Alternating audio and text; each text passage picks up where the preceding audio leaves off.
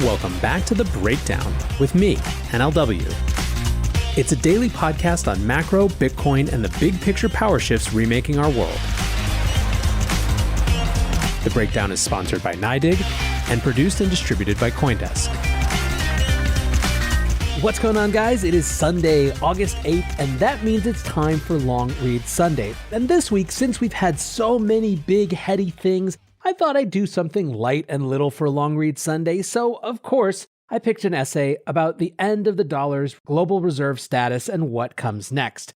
It is specifically called The End of Exorbitant Privilege: Inflation, the Global Dollar, and What Comes Next. It's by David Z. Morris, the man, the myth, the legend himself, CoinDesk's chief insight writer, and it's actually the first of 2 points. So if you like it, I'll read the other one in the weeks to come. I think it does a great job of setting up a huge amount of what's going on in the larger macro context, so I hope you enjoy it. The year has been rife with anxiety about inflation. Economist Lawrence Summers sent up an early warning flare in March, speculating that debt-financed government coronavirus pandemic relief payments could overheat the economy.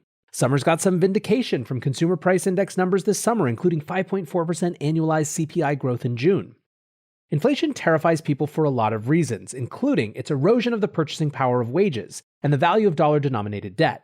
But in May, a leading foreign exchange trader named Stanley Druckenmiller warned of an even bigger long-term risk of inflation, that it might threaten the US dollar's status as the world's dominant reserve currency.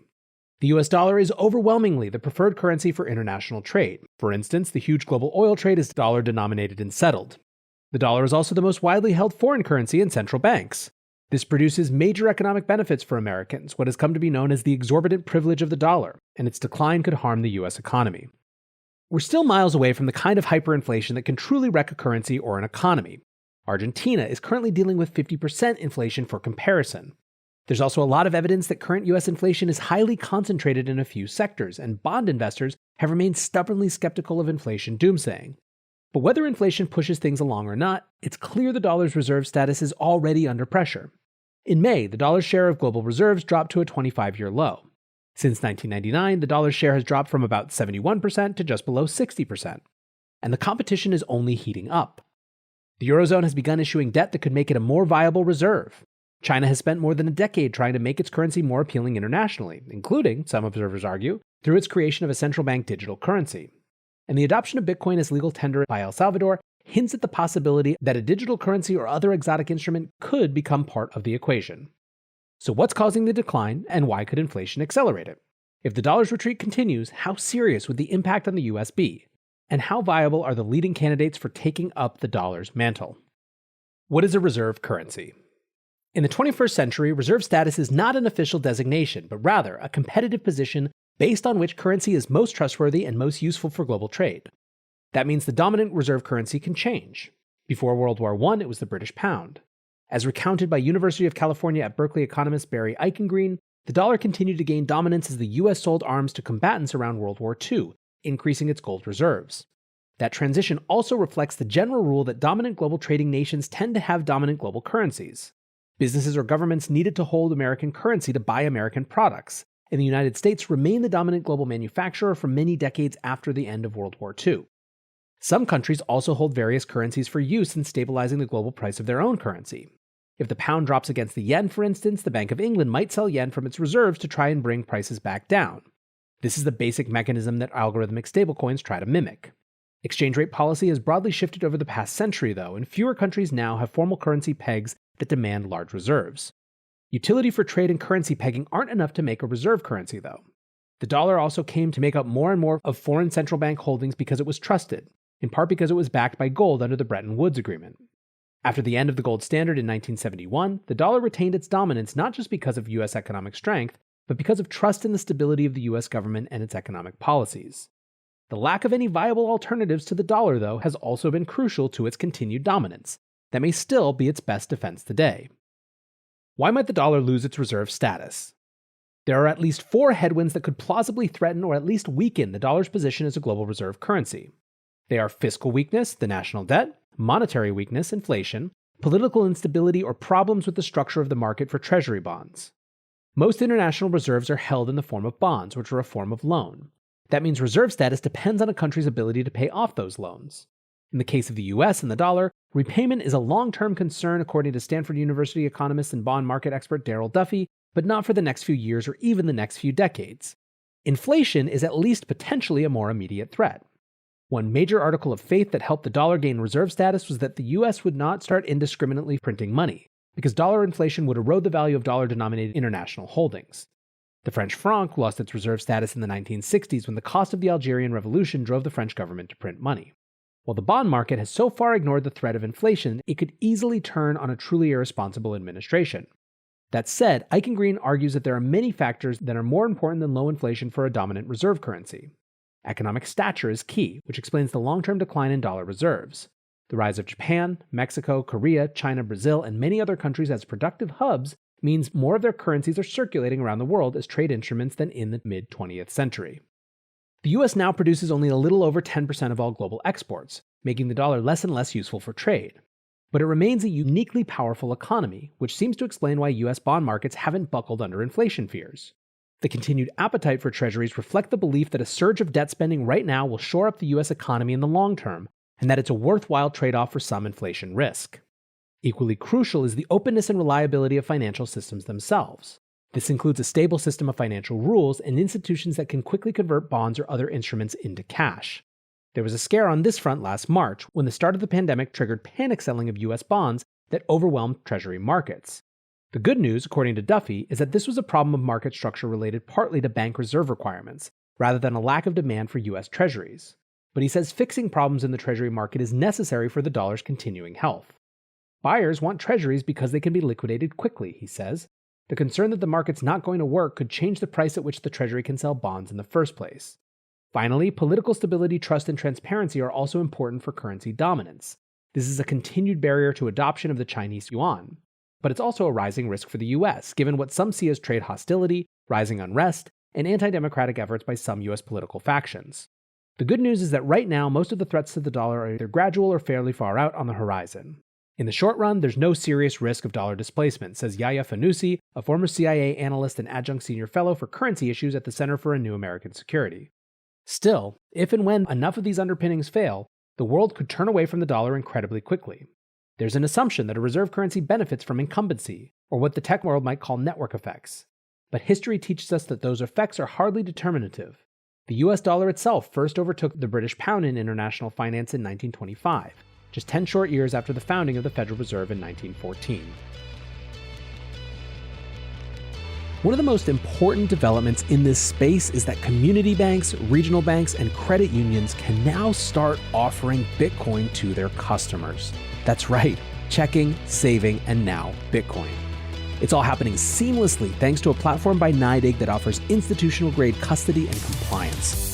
They're also the sponsor of The Breakdown. And if you want to find out more, go to nydig.com/NLW. That's nydig.com/NLW.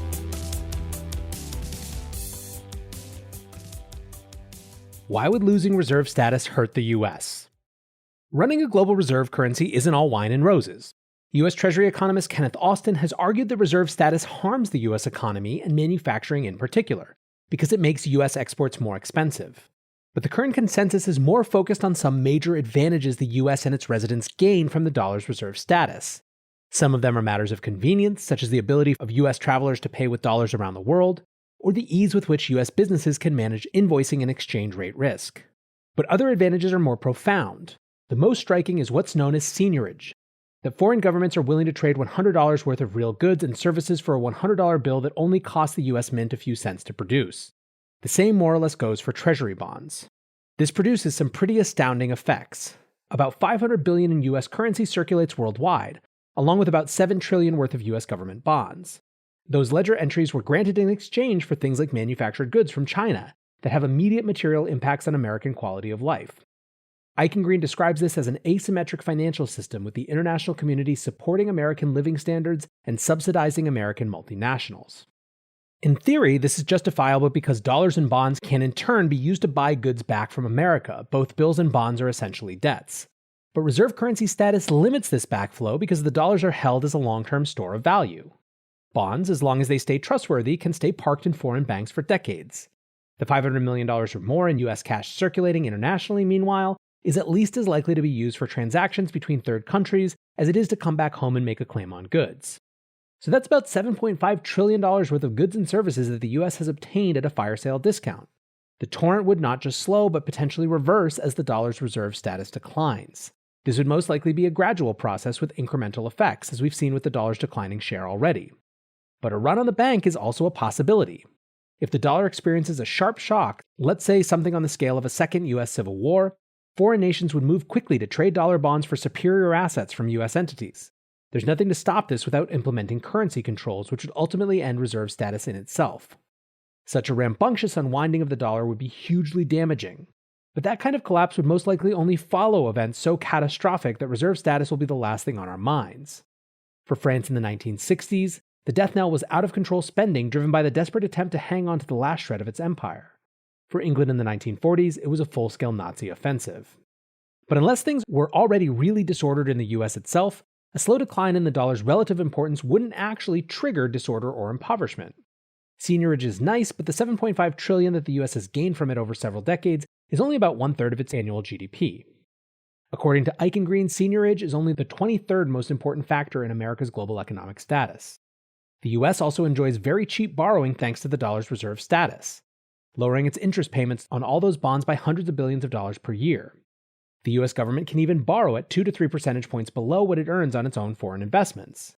But less appetite for dollars would make borrowing more expensive.